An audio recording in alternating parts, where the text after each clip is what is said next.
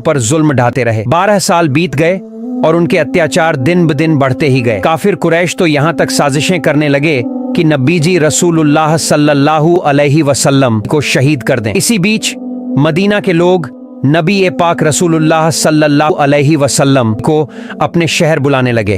उन्होंने वादा किया, या रसूल अल्लाह, आप मदीना आ जाइए, हम आपको और सभी मुसलमानों को पूरी हिफाजत देंगे और इस्लाम को कबूल करेंगे। गुप्त तौर पर मदीना के लोगों से यह बैत वादा पूरा हुआ। फिर नबीजी रसूलुल्लाह सल्लल्लाहु अलैहि वसल्लम सहाबा को हुक्म दिया, तुम लोग चुपचाप दो दो करके मदीना की तरफ निकल जाओ ताकि कुरैश को पता न चले। लेकिन इसके बावजूद बहुत से सहाबा छुप छुपाकर हिजरत कर गए।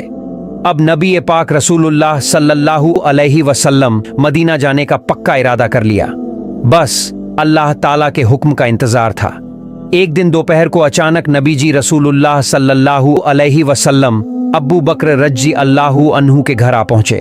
नबीजी रसूलुल्लाह इस वक्त देखकर अब्बू बकर डर गए और बोले, या रसूल अल्लाह, लगता है कोई खास खबर है।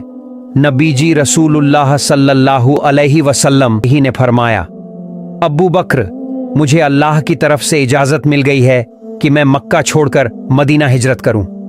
ये सुनकर अब्बू बकर रजी अल्लाहु अन्हु उत्सुक होकर बोले, या रसूल अल्लाह, क्या मुझे आपका सफर का साथी बनने का मौका मिलेगा? नबी जी रसूलुल्लाह मुस्कुराकर जवाब दिया, हाँ अब्बू बकर, इस सफर में तुम ही मेरे साथी रहोगे। ये सुनते ही अब्बू बकर रजी अल्लाहु अन्हु की आंखों से आंसू बह निकले। खुशी से रोते हुए उन्होंने कहा, अल्हम्दुलिल्लाह, इससे बड़ी नेमत और क्या हो सकती है कि मैं अपने नबी का हमसफर बनूं। या रसूल अल्लाह, मेरे माँ बाप आप पर कुर्बान हों।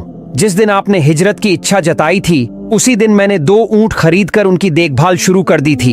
ये सुनकर नबी पाक सल्लल्लाहु अलैहि वसल्लम के चेहरे पर खुशी छा गई।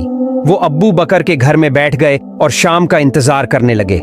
इधर हजरत अब्बू बकर रजी अल्लाहु अन्हु सफर की सारी तैयारियां करने लगे। लेकिन दूसरी तरफ गुप्त खबर मिली कि अब्बू जहल समेत सारे कुरैश के सरदार इकट्ठा होकर एक भयानक साजिश बना रहे हैं।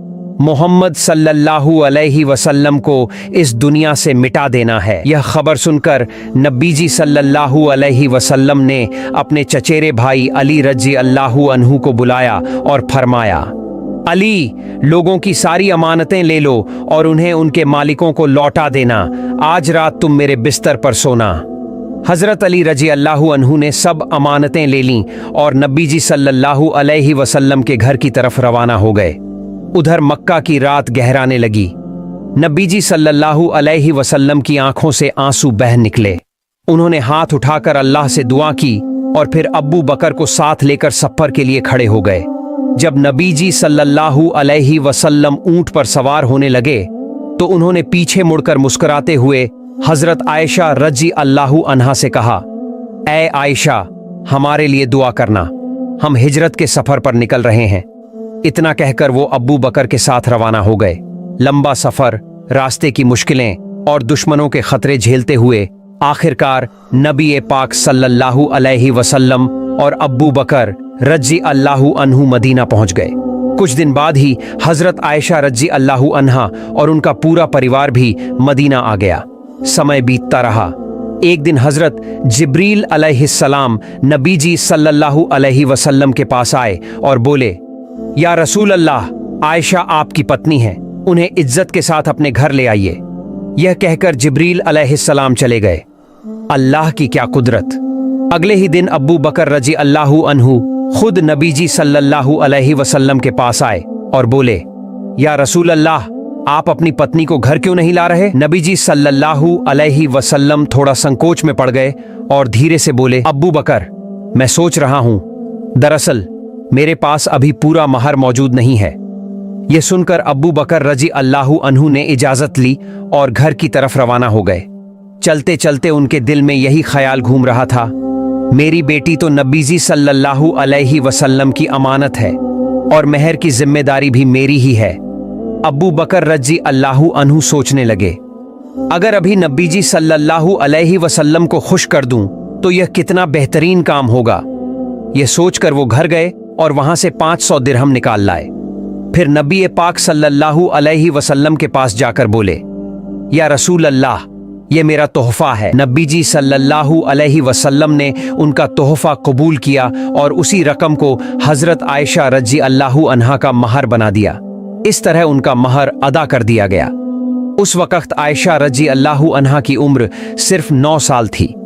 अब अल्लाह के हुक्म से नबी जी सल्लल्लाहु अलैहि वसल्लम ने अपनी बीवी आयशा रजी अल्लाहु अन्हा को अपने घर लाने का फैसला किया। छोटा सा प्रोग्राम हुआ, उसमें सहाबा ए इकराम और अब्बू बकर रजी अल्लाहु अन्हु का घराना शामिल था। इसी सिलसिले में आयशा रजी अल्लाहु अन्हा को नबी जी सल्लल्लाहु अलैहि वसल्लम अपने घर ले आए। यहीं से उनका शादीशुदा जीवन शुरू हुआ।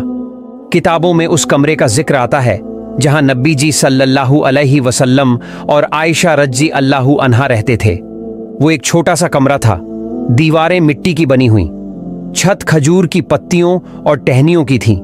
बारिश का पानी अंदर न टपके इसके लिए ऊपर एक तरह का कपड़े का पर्दा डाल दिया गया था। यही था हजरत आयशा रजी अल्लाहु अन्हा का कमरा।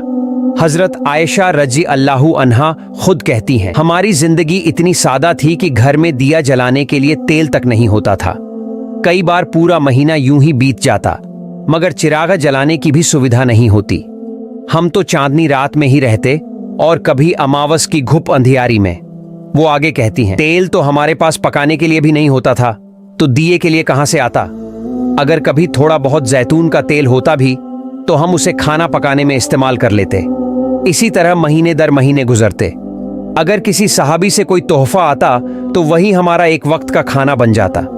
तोहफा भी क्या, कभी 2-4 खजूर, कभी 1 कटोरा दूध, कभी 2 रोटियां, बस यही। लेकिन मोहब्बत की कमी कभी नहीं हुई। आयशा रजी अल्लाहु अन्हा कहती हैं, भले ही खाना थोड़ा होता लेकिन हम दोनों साथ बैठकर खाते।